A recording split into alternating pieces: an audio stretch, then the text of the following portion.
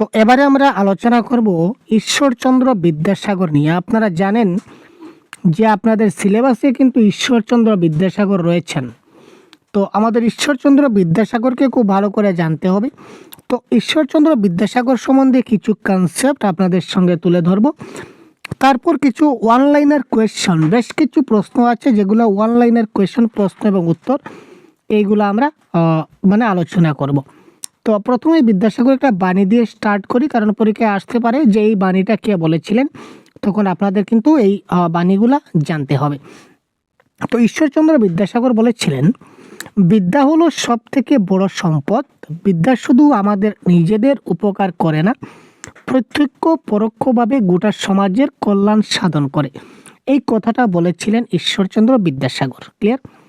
তিনি একদিকে যেমন সাহিত্যিক ছিলেন, অন্যদিকে শিক্ষাবিদ ছিলেন এবং অন্যদিকে সমাজ সংস্কারক ছিলেন। তো তার সাহিত্যে নিদর্শন কী কী রয়েছে, শিক্ষাবিদ হিসাবে তার নিদর্শন কী কী রয়েছে এবং সমাজ সংস্কারক হিসাবে তার কী কী নিদর্শন রয়েছে, এগুলো আমরা একটু দেখে নেব। তাকে করুণার সাগরও বলা হয় ঈশ্বরচন্দ্রকে। তারপর যদি আমরা দেখি, শুরুটা যদি করি তার জন্ম দিয়ে, তাহলে 26শে সেপ্টেম্বর 1820 ইংরেজির 26 সেপ্টেম্বর তিনি মেদিনীপুর জেলার, তখন সেটা হুগলি জেলায় অন্তর্ভুক্ত ছিল, বর্তমানে সেটা মেদিনীপুর হয়েছে, তখনকার হুগলি জেলায় বীরসিংহ গ্রামে এক রাঢ়ী ব্রাহ্মণ পরিবারে আজকের দিনে জন্মগ্রহণ। আজকের দিনে বলতে 26শে সেপ্টেম্বর তারিখে ওনার জন্মগ্রহণ হয় ঈশ্বরচন্দ্র বন্দ্যোপাধ্যায়ের। আগে তার সম্পূর্ণ নামটা ছিল ঈশ্বরচন্দ্র বন্দ্যোপাধ্যায়। এবারে আমরা যদি দেখি তার আরও কিছু বাণী যদি আমরা দেখার চেষ্টা করি। আমি দেশাচারের দাস নহি, নিজের বা সমাজের মঙ্গলের নিমিত্ত যাহা উচিত বা আবশ্যক বোধ হইবে তাহা করিব। লোকের বা কুটুম্বের ভরে কদাচ সংকুচিত হইব না। তিনি বলেছেন যে আমি এই দেশাচারের কোনো দাস নই, দেশাচারের কোনো চাকর নই, নিজের বা সমাজের মঙ্গলের জন্য আমার যাহা উচিত বা যাহা আবশ্যক আমার মনে হইবে আমি তাহাই করিব। লোকের বা কুটুম্বের কি ভাবলো এই নিয়ে আমি কখনো সংকুচিত হইব না। এটা তার একটা বিখ্যাত উক্তি ঈশ্বরচন্দ্র বিদ্যাসাগরের। এবার আমরা যাই একদম যে তার কনসেপ্টে। 26শে সেপ্টেম্বর 1820 সালে মেদিনীপুর জেলার বীরসিংহ গ্রামে তার জন্মগ্রহণ হয়। তার পারিবারিক উপাধি ছিল বন্দ্যোপাধ্যায়। তার পারিবারিক উপাধি ছিল কি? বন্দ্যোপাধ্যায়। তিনি স্বাক্ষর করতেন ঈশ্বরচন্দ্র শর্মা নামে। এই পয়েন্টগুলো কিন্তু খুব গুরুত্বপূর্ণ, এক একটা পয়েন্ট আপনারা কিন্তু নোট ডাউন করে নেবেন, এইগুলা কিন্তু আপনাদের কাজে আসবে ভাই। ক্লিয়ার? এইগুলো আপনাদের কাজে আসবে।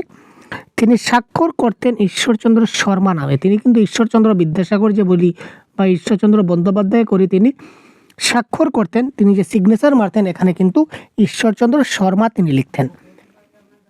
বিদ্যাসাগর উপাধি দেয় সংস্কৃত কলেজ 1839 সালে 19 বছর বয়সে। তিনি বিদ্যাসাগর উপাধিটা লাভ করেছিলেন 19 বছর বয়সে। কখন লাভ করেছিলেন? 1839 সালে। এটা একটা সংস্কৃত কলেজ থেকে ওনাকে বিদ্যাসাগর উপাধি দেওয়া হয়। আমরা যদি বলি বাংলা সাহিত্যে যে গদ্য রয়েছে, গদ্যের জনককে যদি আমরা বলি, বাংলা সাহিত্যে গদ্যের জনককে, তো বাংলা সাহিত্যে গদ্যের জনকও হচ্ছেন কিন্তু আমাদের সেই ঈশ্বরচন্দ্র বিদ্যাসাগর। এটা আমরা খুব ভালো করে মাথায় ঢুকিয়ে নেব। তারপর হচ্ছে বাংলা গদ্যে যদি জ্যোতি বা বিরাম চিহ্ন প্রবর্তন করেন, কে করেছিলেন? ঈশ্বরচন্দ্র বিদ্যাসাগর। এই যে আমরা যে দাড়ি, কমা, সেমিকোলন, এইগুলা যে জ্যোতি চিহ্ন বা বিরাম চিহ্ন আমরা যে ব্যবহার করি, এইগুলা প্রথম শুরু কে করেছিলেন বা প্রবর্তন কে করেছিলেন? এটা করেছিলেন ঈশ্বরচন্দ্র বিদ্যাসাগর। এটা আমাদের খুব ভালো করে মনে রাখা দরকার। বিদ্যাসাগর রচিত যে ব্যাকরণ গ্রন্থ, তিনি একটা গ্রন্থ রচনা করেছিলেন যেটা হচ্ছে ব্যাকরণ। গ্রন্থের নাম কি? ব্যাকরণ কৌমুদী। ব্যাকরণ কৌমুদী। অনেকগুলো পয়েন্ট আছে, প্রত্যেকটা পয়েন্ট খুব ভালো করে একবার করে আপনারা রিভাইজ করবেন, আপনাদের কাজে আসবে। বিদ্যাসাগরের লেখা যে গ্রন্থ যেটা ক্লাসিক মর্যাদা পেয়েছিল, সেটা হচ্ছে বর্ণ পরিচয়। সেটা কখন পেয়েছিল? 1855 খ্রিস্টাব্দে বা 55 খ্রিস্টাব্দে। তারপর আমরা তার এই বেতাল পঞ্চবিংশতি তার একটা গ্রন্থ, যেটা হচ্ছে তার প্রথম প্রকাশিত গ্রন্থ। পরীক্ষায় প্রশ্ন আসতে পারে যে আমরা সিলেবাসে ডিসকাস করেছিলাম যে তার প্রকাশকাল সম্বন্ধে জানতে হবে, বিভিন্ন গ্রন্থ সম্বন্ধে জানতে হবে। তো তার বেতাল পঞ্চবিংশতি এটা হচ্ছে ঈশ্বরচন্দ্র বিদ্যাসাগরের প্রথম প্রকাশিত গ্রন্থ, যেটা প্রকাশকাল বা প্রকাশের সময় হচ্ছে 1847 সালে। বিদ্যাসাগর প্রথম সার্থক বিরাম চিহ্নের প্রয়োগ করেছিলেন এই বেতাল পঞ্চবিংশতি গ্রন্থে। আগে আমরা আপনাদের বলেছিলাম যে বিরাম চিহ্ন বা জ্যোতি চিহ্নের যে প্রয়োগ বা প্রবর্তন বা শুরুয়াত বা স্টার্টিং করেছিলেন, কে করেছিলেন? ঈশ্বরচন্দ্র বিদ্যাসাগর। আর তিনি এটা কোথায় প্রথম প্রয়োগ করেছিলেন? তিনি প্রয়োগ করেছিলেন প্রথম বেতাল পঞ্চবিংশতি গ্রন্থে 1847 সালে। বাংলা ভাষার প্রথম কাহিনী ধর্মী যদি গ্রন্থ আমরা কিছু বলে থাকি, তাহলে সেটা হবে বেতাল পঞ্চবিংশতি। এটা একটা কাহিনীর উপর ভিত্তি করে এই গ্রন্থটা রচিত হয়েছিল। যদি বলা হয় যে ঈশ্বরচন্দ্র বিদ্যাসাগরের প্রথম গ্রন্থটা কি এবং সেটা কিসের উপর ভিত্তি করে বা তার মূল বৈশিষ্ট্য কি যদি আমরা বলি, তাহলে সেটা তার মূল বৈশিষ্ট্য হবে যে এটা একটা কাহিনীধর্মী গ্রন্থ বা এটার মধ্যে একটা বিশেষ কাহিনী রয়েছে। অন্যান্য কিছু গুরুত্বপূর্ণ তথ্য যদি আমরা বিদ্যাসাগরের দেখি, বিদ্যাসাগর রচিত প্রথম মৌলিক গ্রন্থ হচ্ছে প্রভাবতী সম্ভাষণ। তো প্রভাবতী সম্ভাষণ নামে তিনি একটা প্রথম মৌলিক গ্রন্থ রচনা করেছিলেন। বিদ্যাসাগর ফোর্টুলিয়াম কলেজের বাংলা বিভাগের হেড পণ্ডিত নিযুক্ত হন। আমরা ফোর্টুলিয়াম কলেজ নিয়ে আমরা আলাদা আলোচনা করব, তখন আপনারা দেখবেন যে ফোর্টুলিয়াম কলেজের বাংলা বিভাগের হেড পণ্ডিত বা আমরা বর্তমানে যেটাকে এইচওডি বলি, হেড অফ দ্য ডিপার্টমেন্ট, তো হেড অফ দ্য ডিপার্টমেন্ট হিসাবে তিনি নিযুক্ত হয়েছিলেন ঈশ্বরচন্দ্র বিদ্যাসাগর। সেটা 1841 সালের 29শে ডিসেম্বর। সালগুলো মনে রাখা একটু কষ্টকর হয়ে দাঁড়াবে, তাই আপনারা একটু মনে রাখবেন, কারণ এছাড়া তো রক্ষা নেই ভাই। বিদ্যাসাগরের যদি আমরা হাস্য রসাত্মক বা ব্যঙ্গ রচনা যদি বলি, অর্থাৎ হাস্য রসাত্মক বা ব্যঙ্গ রচনা যদি বলি, তাহলে সেটা হচ্ছে কি অতি অল্প হইল আবার অতি অল্প হইল, একটা রচনা তিনি লিখেছিলেন। সেটা হচ্ছে হাস্য রসাত্মক রচনা বা ব্যঙ্গ রচনা যদি বলি, এটা হচ্ছে অতি অল্প হইল আবার অতি অল্প হইল। তো আগেই আমরা বলেছি যে বিদ্যাসাগর মূলত ছিলেন একজন সমাজ সংস্কারক, একজন লেখক এবং অন্যদিকে একজন শিক্ষাবিদ। তিনি এই সমাজ সংস্কারের দিক দিয়ে তিনি যে কাজটা করেছিলেন সেটা তিনি করেছিলেন বিধবা বিবাহ প্রচলন করেছিলেন বা বিধবা বিবাহ তিনি আন্দোলন করেছিলেন, যেটা হচ্ছে একটা সমাজ সংস্কারকের একটা জ্যান্ত উদাহরণ। তিনি এই বিধবা বিবাহ আইনে পরিণত করেন 26শে জুলাই 1856 সালে। এই সময় কার রাজত্বকাল ছিল বা কার শাসনকাল ছিল? এটা হচ্ছে লর্ড ডালহৌসির শাসনকালে। লর্ড ডালহৌসি তখনকার রাজা ছিলেন আমরা বলতে পারি, বা তিনি শাসন করতেন। তখন তিনি এই বিধবা বিবাহ সেটাকে আইনে পরিণত করেছিলেন 26শে জুলাই। এটা তার একটা সমাজ সংস্কারকের একটা উদাহরণ। বিদ্যাসাগর একটা আত্মজীবনীমূলক গ্রন্থ লিখেছিলেন। আত্মজীবনী মানে বুঝিত, মানে নিজের সম্বন্ধে কিছু লেখা। তিনি নিজের সম্বন্ধে লিখেছিলেন তার একটা আত্মজীবনী, যেটার নাম ছিল আত্মচরিত। তিনি শিশুদেরকে নিয়ে অনেক রচনা লিখেছিলেন। তো শিশুদেরকে নিয়ে তিনি যে রচনা লিখেছিলেন তার মধ্যে উল্লেখযোগ্য হচ্ছে বুধোদয় এবং বর্ণপরিচয়। যে বর্ণপরিচয়টা আমরা এখনও কিন্তু শিশুদেরকে পাঠ করাই, বুধোদয় সেটা আমরা দেখবেন এই বর্ণপরিচয় বইটা কিন্তু ঈশ্বরচন্দ্র এখনও কিন্তু আমরা ছোট ছোট শিশুদের হাতে তুলে দেই। শেক্সপিয়ারের কমেডি অফ এরর অবলম্বনে তিনি রচনা করেছিলেন ভ্রান্তিবিলাস। ভ্রান্তিবিলাস ওনার একটা বিখ্যাত গ্রন্থ, তিনি সেটা রচনা করেছিলেন কার অবলম্বনে? শেক্সপিয়ারে একটি রচনা লিখেছিলেন যার নাম হচ্ছে কমেডি অফ এরর্স। এটাকে অনুসরণ করে বা এটাকে অবলম্বন করে তিনি ভ্রান্তিবিলাস রচনা করেছিলেন। আমরা যে পত্রিকা যে দেখেছিলাম, আমাদের কিন্তু পত্রিকাও রয়েছে। বিদ্যাসাগর যেটা পত্রিকা সম্পাদিত করেছিলেন তার নাম হচ্ছে সর্বশুভকরী। শকুন্তলা কার লেখা যদি বলি, তাহলে সেটা হবে ঈশ্বরচন্দ্র বিদ্যাসাগরের লেখা একটা গ্রন্থ হচ্ছে শকুন্তলা। তিনি এই দীনবন্ধু মিত্রের নীলদর্পণ নাটকের অভিনয় দেখতে এসে জুতো ছিঁড়ে মেরেছিলেন ঈশ্বরচন্দ্র বিদ্যাসাগর। ক্লিয়ার? দীনবন্ধু মিত্রের যখন তিনি নীলদর্পণ নাটকটা অভিনয় দেখতে এসে জুতা ছিঁড়ে মারা হয়েছিল ঈশ্বরচন্দ্র বিদ্যাসাগর। তারপর আমরা কিছু প্রশ্ন উত্তর যদি দেখি বা শর্টকাটে যদি আমরা যে জিনিসগুলো দেখলাম এগুলো যদি আমরা আলোচনা করার চেষ্টা করি, খুব শর্টকাটে আমরা একবার রিভিশন হিসেবে যদি দেই, দেখুন ঈশ্বরচন্দ্র বিদ্যাসাগর জন্মগ্রহণ করেন 1820 সালে। বাংলা ভাষায় প্রথম জ্যোতিচিহ্নের প্রচলন করেছিলেন ঈশ্বরচন্দ্র বিদ্যাসাগর। আমরা একটু আগে দেখেছি দাড়ি কমা এগুলো তিনি আলোচনা করেছিলেন বা প্রচলন করেছিলেন। এটা করেছিলেন তিনি। বিরাম চিহ্নের প্রবর্তন বা শুরু করেছিলেন 1847 সালে। ঈশ্বরচন্দ্রকে বিদ্যাসাগর উপাধি দেন সংস্কৃত কলেজ থেকে তিনি প্রাপ্ত করেন। বাংলা গদ্যের জনক কাকে বলা হয় যদি বলি, সেটা হচ্ছে ঈশ্বরচন্দ্র বিদ্যাসাগর। প্রভাবতী সম্ভাবনটা কার রচনা? ঈশ্বরচন্দ্র বিদ্যাসাগর একটি বিখ্যাত রচনা করেছিলেন যে প্রভাবতীর সম্ভাষণ। কোন গ্রন্থ প্রকাশের মাধ্যমে বাংলা সাহিত্যের নতুন যুগের সূচনা হয়? এটা হচ্ছে ঈশ্বরচন্দ্র বিদ্যাসাগরের রচিত প্রথম গদ্য সাহিত্য বলতে পারি, সেটা হচ্ছে কি বেতাল পঞ্চবিংশতি। আমরা একটু আগে আপনাদের দেখিয়েছিলাম বেতাল পঞ্চবিংশতি হচ্ছে তার প্রথম প্রকাশিত একটা গ্রন্থ। ক্লিয়ার? যেটা 1847 সালে হয়েছিল। ঈশ্বরচন্দ্র বিদ্যাসাগর রচনা করেছিলেন প্রথম গ্রন্থ বেতাল পঞ্চবিংশতি।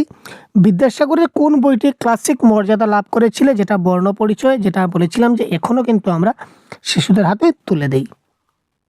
এই হচ্ছে আমাদের ঈশ্বরচন্দ্র বিদ্যাসাগর। দেখে নিন শকুন্তলা অনুবাদ গ্রন্থ। শকুন্তলা একটা গ্রন্থ, সেটা তিনি অনুবাদ করেছিলেন ঈশ্বরচন্দ্র বিদ্যাসাগরের। প্রথম জ্যোতিচিহ্নের সার্থক প্রয়োগ বেতাল পঞ্চবিংশতি গ্রন্থে করা হয়েছিল। বাংলা ভাষায় প্রথম গল্পধর্মী বা কাহিনীধর্মী গ্রন্থ বা গল্পধর্মী যদি কোনো বই হয় সেটা হচ্ছে বেতাল পঞ্চবিংশতি। সেটা গল্প বা কাহিনীর আধারে রচিত, সেটা হচ্ছে বেতাল পঞ্চবিংশতি বা বিদ্যাসাগরের প্রথম কাব্যগ্রন্থের একটা মৌলিক বৈশিষ্ট্য। ঈশ্বরচন্দ্র বিদ্যাসাগরের ভ্রান্তিবিলাসটা হচ্ছে একটা অনুবাদ গ্রন্থ, সেটা শেক্সপিয়ারের কমেডি অফ এরর্সের অনুবাদ করা। বিধবা বিবাহ আইন পাশ করা হয় 1856 সালে লর্ড ডালহৌসির রাজত্বকালে। বাংলা সাহিত্যের প্রথম আত্মজীবনীমূলক গ্রন্থ ঈশ্বরচন্দ্র বিদ্যাসাগর চরিত বা আত্মচরিত। বাংলা গদ্য সাহিত্যের প্রথম শোকগাথা হচ্ছে প্রভাবতী সম্ভাষণ, যেটা আমরা একটু আগে দেখলাম। এবার বেশ কিছু প্রশ্ন আছে, প্রশ্নগুলো আমরা দেখে নেব, তারপর আরও কিছু ডাটা আমরা শেয়ার করব। সেটার জন্ম আমরা দেখেছিলাম একদম ক্লিয়ার, এখানে দেওয়া আছে দেখি 1820 খ্রিস্টাব্দের 26শে সেপ্টেম্বর। যদি বাংলায় বলা হয় তাহলে বলবো 1227 বঙ্গাব্দের 12 আশ্বিন মঙ্গলবার দিন ছিল, ওই দিন তিনি জন্মগ্রহণ করেছিলেন। ঈশ্বরচন্দ্র বিদ্যাসাগর জন্মগ্রহণ করেন কোন গ্রামে?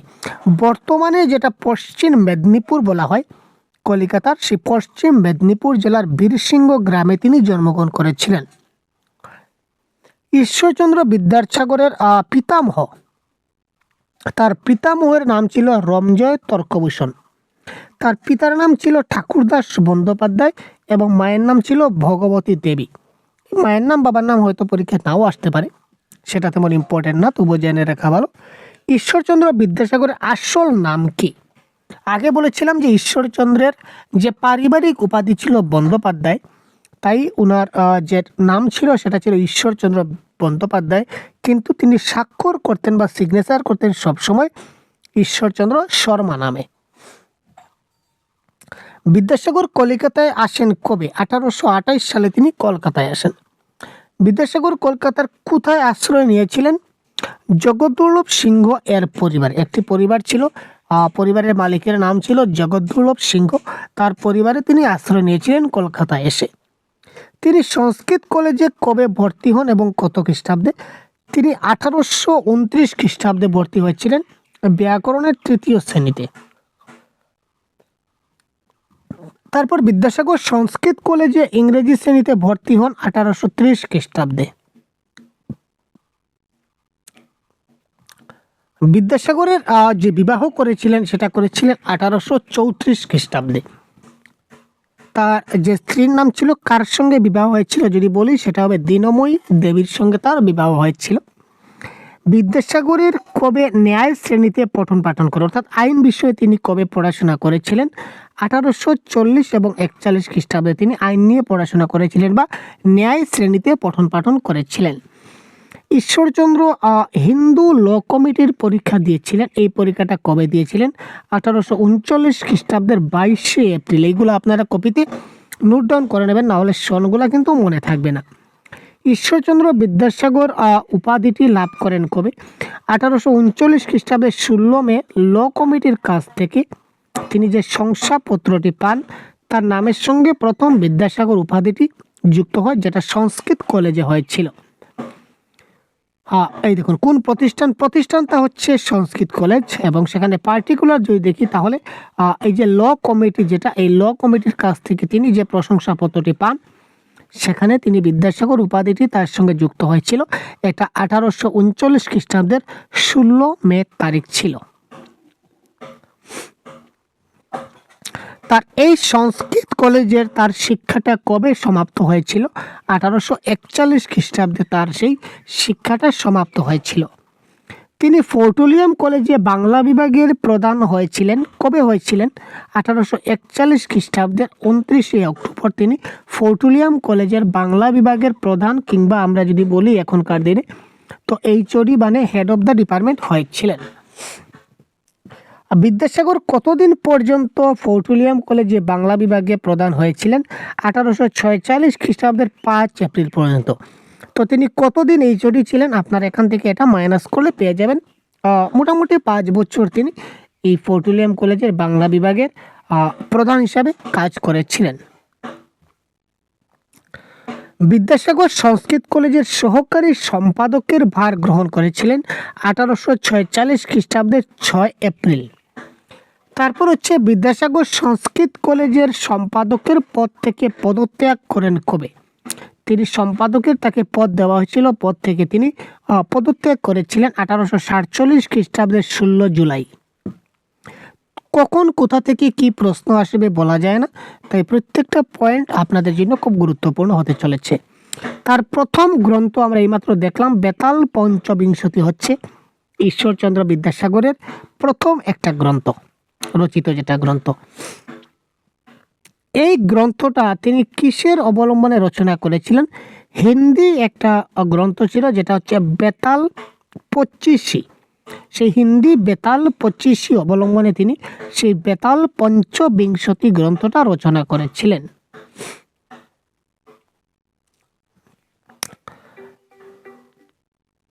বিদ্যাসাগর ফোর্ট উইলিয়াম কলেজে হেড রাইটার বা কোষাধ্যক্ষ পদে ছিলেন। এটাও তিনি 1849 খ্রিস্টাব্দের 1 মার্চ তারিখে তিনি হেড রাইটার মানে বুঝতে পারছেন তো, প্রধান লেখক বা কোষাধ্যক্ষ পদে তিনি সংযুক্ত হয়েছিলেন।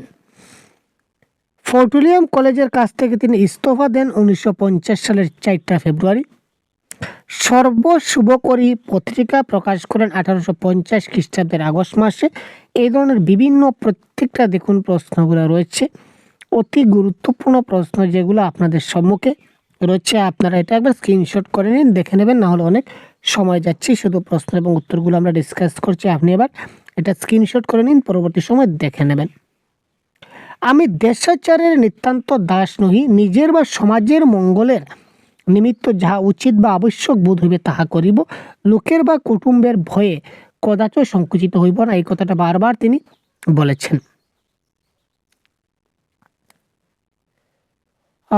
তারপর একদম শেষ আমরা দেখি উনি মৃত্যুবরণ কবে করেছিলেন? 1891 খ্রিস্টাব্দে 29শে জুলাই, কিংবা বাংলা 1298 বঙ্গাব্দে 13 শ্রাবণ রাত্রি 2:18 তিনি মৃত্যুবরণ করেছিলেন। ওনার প্রয়াত হয়েছিল।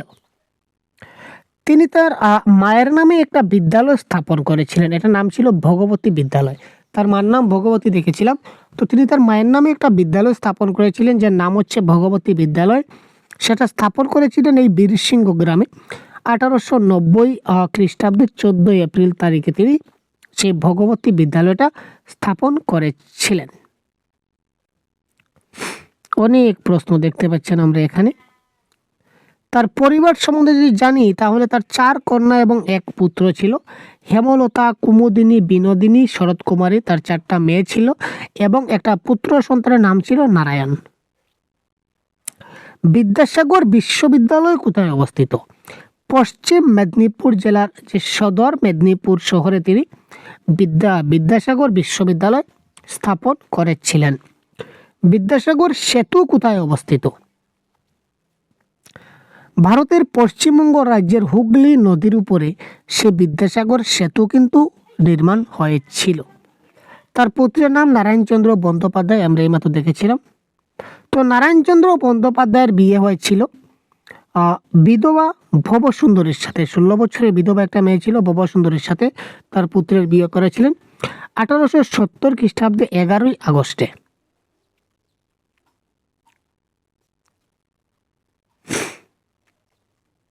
গুরুত্বপূর্ণ পয়েন্ট। 29শে জুলাই আমাদের ছেড়ে চলে গিয়েছিলেন এই বর্ণ পরিচয়ের আবিষ্কর্তা শরৎচন্দ্র চট্টোপাধ্যায়। এবার তার বিখ্যাত কিছু গ্রন্থ সম্বন্ধে আমরা একবার রিপিট করে দিই।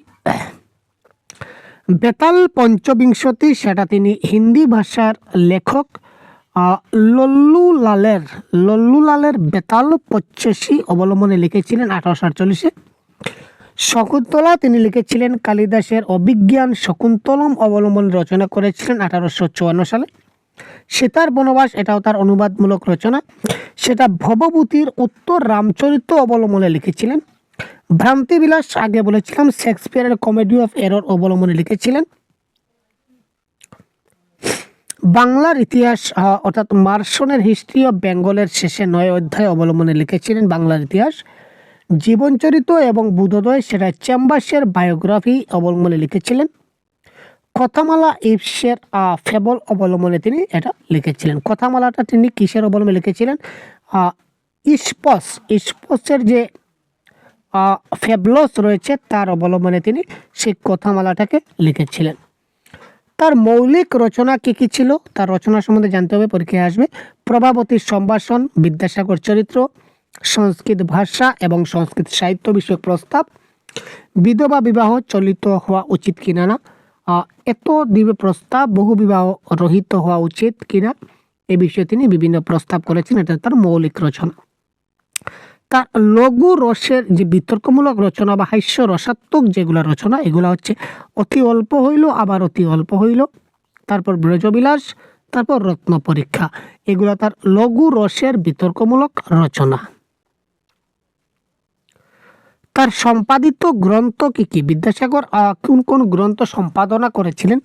রঘুবংশম, শিশুপাল, বোধম, পদম কুমার সম্ভবম, মেঘদূতম, অভিজ্ঞান শকুন্তলম।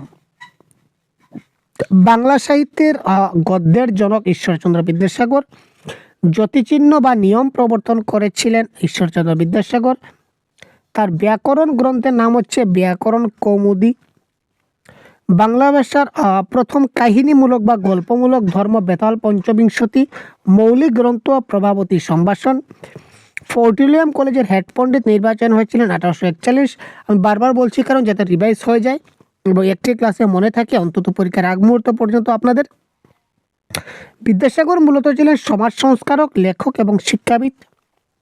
তিনি যে আন্দোলনে নেতৃত্ব দিয়েছিলেন এটা হচ্ছে বিধবা বিবাহ আন্দোলন। এটা আইনে পরিবর্তন হয়েছিল 1856 খ্রিস্টাব্দে লর্ড ডালহৌসির শাসনকালে। ঠিক আছে। তারপর বাংলা ভাষায় প্রথম আত্মজীবনীমূলক গ্রন্থ বিদ্যাসাগর চরিত। বিদ্যাসাগর চরিত যেটা তার প্রথম আত্মজীবনীমূলক গ্রন্থ। গদ্য সাহিত্যের সুখগাথা হচ্ছে প্রভাবতী সম্ভাষণ। বিদ্যাসাগরের ছদ্মনাম কদাচিৎ উপযুক্ত ভাই পোষ্য, কখনো কখনো তাকে ভাই পুষ্য বলে বলা হতো। কৃষ্ণলীলা অবলম্বনে লিখেছিলেন তিনি বাসুদেব চরিত, কিন্তু এটি মুদ্রিত হয়নি। তো এই দেখুন, এটা গুরুত্বপূর্ণ পয়েন্ট যে ঈশ্বরচন্দ্র বিদ্যাসাগরের রচিত যে গ্রন্থগুলো রয়েছে তার মধ্যে কোন গ্রন্থটা মুদ্রিত হয়নি, সেটা হচ্ছে বাসুদেব চরিত্র গ্রন্থটা মুদ্রিত হয়নি, সেটা তিনি কৃষ্ণলীলা অবলম্বনে লিখেছিলেন। ব্রজবিলাস কোন ছদ্মনামে প্রকাশিত হয়? সেটা কদাচিৎ উপযুক্ত ভাই পুষ্য, এটা তার ছদ্মনাম, আর এই ছদ্মনামে তিনি ব্রজবিলাস লিখেছিলেন। রত্ন পরীক্ষা কোন ছদ্মনামে হয়? উপযুক্ত, ভাইপো, রহচরস্য। এখানে একটু হয়েছিল পরিবর্তন। তো রবীন্দ্রনাথ ঠাকুর বিদ্যাসাগর সম্বন্ধে কি কথা বলেছিলেন সর্বশেষে আমরা দেখে নিই। ঈশ্বরচন্দ্র বিদ্যাসাগর বাংলা গদ্য ভাষার উচ্চ শৃঙ্খলা জনতাকে সুবিভক্ত, সুবিন্যস্ত, সুপরিচ্ছন্ন এবং সুসংগত করিয়া তাহাকে সহজ এবং কার্যকুশলতা দান করিয়াছেন। এই কথাটা ঈশ্বরচন্দ্র বিদ্যাসাগর কে উদ্দেশ্য করে রবীন্দ্রনাথ ঠাকুর বলেছিলেন। সর্বশেষে 1857 খ্রিস্টাব্দে তিনি পরলোক গমন করেছিলেন। তো এই ছিল আমাদের আজকের সেই ঈশ্বরচন্দ্র বিদ্যাসাগর সম্পর্কে একটা সংক্ষিপ্ত আলোচনা। আপনাদের পরীক্ষার উপর ডেডিকেটেড কোয়েশ্চন, যে এমসিকিউ প্রশ্ন যেগুলো আসবে তার উপর আধারিত করে, এবং যদি বড় প্রশ্ন আসে তো আপনারা কী ধরনের প্রশ্ন আসবে তার উপর ভিত্তি করে আপনারা এখান থেকেও জিনিসটা বানিয়ে নিতে পারবেন। ক্লিয়ার?